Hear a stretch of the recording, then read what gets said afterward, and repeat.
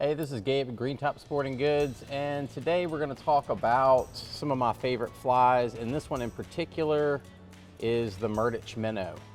It's pretty much for you regular fishermen a jerk bait or a fluke. What that means is it suspends in the water column, say about that deep, and you jerk it and it sits, and you jerk it and it sits, and the fish can't stand it. They'll wake from feet and feet away to hit this thing. It's really good when it's cool. It's good when it's warm. It's great for smallmouth and largemouth. I've even used it in inshore applications. It's pretty awesome. This one's the most standard one, the gray and the white. And let's talk about the materials used to tie it. So what you want to start off with, there are two hooks here. You have the Gamakatsu B10S and you have the C52S by Mustad. Either one of these would work. One of them's a little bit more thick than the other one, so it gives it a little bit deeper in the water column, but you know, you decide what you want to use for that. The next thing is regular white bucktail. It's right under here in the tail. I use a medium because it has smaller fibers usually, and you don't need the length that you get in a large bucktail, and you want that really, really thin, wispy stuff, so it moves in the water really pretty. The next thing on top of that would be right behind the collar here, ice fur. Sort of an underlooked product, but something that can be really useful when you tie collars on streamers. It gives you a little bit of volume there without a lot of weight, and it sheds water really quickly, so as soon as you pick it up for a cast, it sheds the water on the back cast. Good for a lot of different things. The next thing that I'm going to talk about is Estaz. I have a great love for Estaz. It's basically like a chenille made with flash. Cascade Crest has Estaz now. They're a fantastic company to deal with. I'm really can't talk enough good about Estaz. There are a lot of flies that use this. I think it's just one of those magical things that fish want to bite, you know? The next things and the last things, you have two different types of Flashabou. In my right hand, I'm holding pearl. In my left hand, I'm holding silver. Pearl goes under the silver to hold it up. If you notice, silver is a little bit floppier. Pearl is a little bit more stiff. It holds it out. So it holds it off, also gives it a little bit of a two-tone. You can see that little bit of pink looking in there in the collar over that. We make it a little bit longer than the bucktail, so it moves around in the water. And last but not least, one of my favorite companies, Witchcraft Tape Company, WTP, these 3D molded pearl 1/4-inch eyes are essential for a lot of things. And I'll just throw this in there too. When you're gluing eyes on, Zap Goo. It's the best stuff out there. I'm not saying that you won't lose an eye after a lot of fish, but it's more durable than a lot of things, and it doesn't soak into the Estaz like some glues do. So, with that aside, let's move into making one. Okay, so the size 2 hook going in the vise, getting it right there on the corner nice and pretty, and I'm gonna start my thread wrap with some 210 white. It's pretty much the regular thread for streamers, for most stuff I use. Wrapping it on there.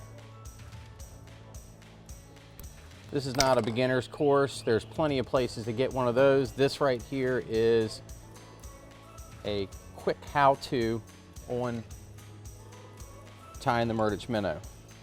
So first thing we're gonna start off with is the bucktail. I'll tie a little bit of that in there. Cut a piece out. See what that looks like. I'm grabbing the long end here, the points, and pulling the other way to get just what I want to use for the length. That looks nice. I want it to be about like 1.5 times the shank behind it. You don't want it to be crazy. If it's hanging over the front, that's okay. We'll take care of that. And we're gonna wrap it back. Couple of beginning wraps, and then I'm going to wrap it back to, say, right here. Take my scissors, cut it off. I like to cut it off at an angle so that it tapers down to the front of the fly so you don't have just like this big bunch right here. I'm gonna wrap ahead here a little bit, tie that down. That looks really, really good. All right, next, like I said, we get Pearl Flashabou next. I want to make that on there. Don't need quite that much. Because don't forget, we're putting 2 colors on here.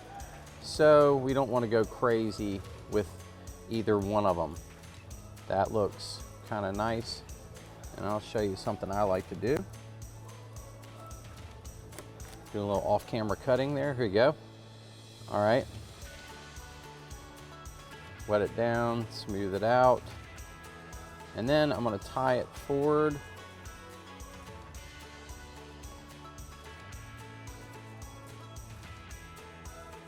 And leave this hanging off the front. We'll see why in just a minute. I think some of you smart people out there can figure out why. Hold on.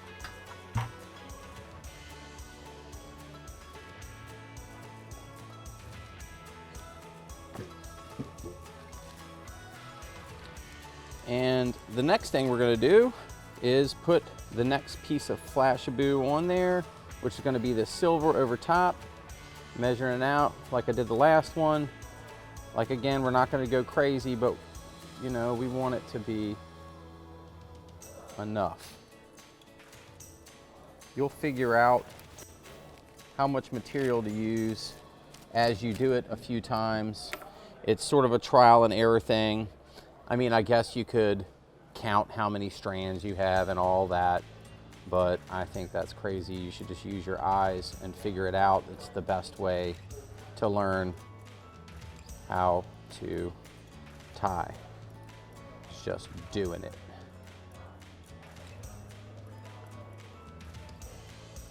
All right, I left that forward also.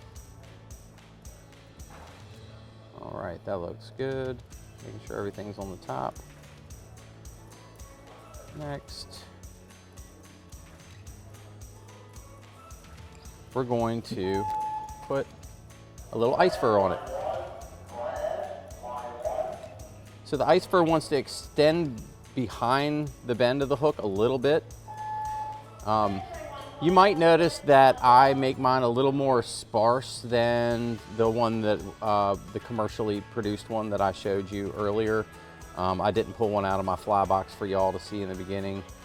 Maybe I'll do that next time. But this way, you can see exactly how I like to do it. So I cut enough that it looks reasonable. See, I'm going behind the bend of the hook just a little bit, not crazy. And then look, I'm just kind of bending it around.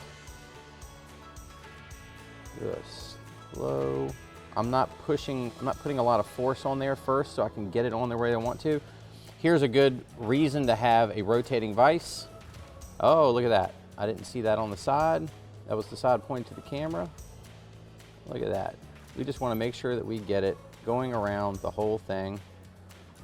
And I think I want a little bit more. And you know what I'm going to do? I'm going to fold this stuff over and give it a little bit more. Look at that. How pretty is that? Next, we take the leftover ice fur and trim it up.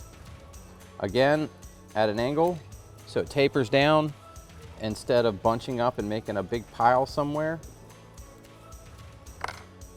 That's pretty. Now, why I left all that stuff there. First, I'm going to go over here and we're going to change direction a little bit.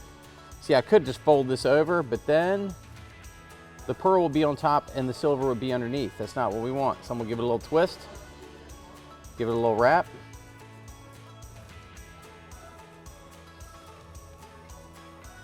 And then fold it back. Bam. Look at that prettiness there. That looks good, boy. That looks good. All right, extending back a little too much, so I'm gonna trim it up right there, trim it up right there, trim it up right there, right there. Pull it over here. Look at that niceness right there. That is pretty. I like that. So I'm just going to trim up the eyes so we don't have to do that underneath. And then we put the magical Estaz on there. Now Estaz goes one way. You see how everything is kind of V'ing up like this rather than V'ing this way? I want it to be like this, like a tree, like a pine tree. So the arrow is pointing towards the head of the fly. So I'm going to take this and lay it down on there. I'm going to tie it all the way up to the front, almost. You'll learn how to avoid the eye of the hook like crazy tying flies, because that's where a lot of stuff can get bunched up and look like craziness. So I'm going to wrap it back on there, give it a twist, make sure everything looks pretty on all sides. It does. And we're going to wrap this forward, let it hang, and do a little bit of turning around the shank. Now, this is a pretty crucial part right here. It's just like putting hackle on a dry fly hook. We want to twist and smooth. Twist and smooth it back. Twist it around, smooth it back, so that you're getting the full width of the Estaz coming out around. And this is just regular size Estaz, not grande, not petite, the regular. Again, I use this Estaz stuff on a lot of patterns. It's great on shad flies. Shad's coming up. You can use it on shad flies. The golden retriever, which is basically a woolly bug made out of this Estaz and some red thread, is a really good one. I tie a sculpin bunny leech that is pretty dang killer with this stuff. So I did crowd the hook a little bit, but that's okay. I wanted to. So I'm at the end here. I'm going to take this and just kind of flip it over. Try not to grab any of the little Estaz fibers and pull them forward towards the hook eye. Give it a turn. I'm going to clip. Make it look nice. Oh, that's beautiful. Now, see these little bad boys right here? Smooth those back. Give it a push. And then I'm going to wrap ahead of it. Oh yeah. Oh yeah, that's nice. Making sure the eye isn't crowded. A little bit, but it's okay. Push it back. Look at that pretty little baby there. She's thin. It's gonna look beautiful. So here is a good point to talk about whip finishing. So using a whip finisher, where are you? Here you go. Using a whip finisher, sure, you can do that. I know how to do that. That's great. If you learn how to whip finish with your fingers, you will get things done a lot faster, be able to put more pressure, be a lot more precise. Even with dry flies, I use my fingers. So, that is a nice looking one.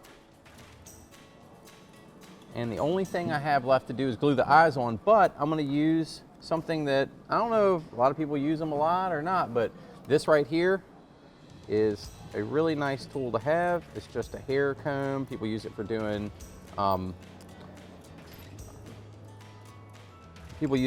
deer hair flies and stuff like that, to comb out the material to make it go where it's supposed to do. I'm taking it, so when I wound it around the hook, I'm making sure that none of those little fibers are underneath each other. I want them all to be out, all to be splaying out the way they should. And then it's time for, oh, it's not time for eyes. Actually, it's time for Copic marker. This is called Cool Gray. Woohoo. It's got two, the chisel, the brush. I like the brush. So I'm gonna take this, and the first thing we'll do is color the ice fur on the back. Look at that. Look how easy that is.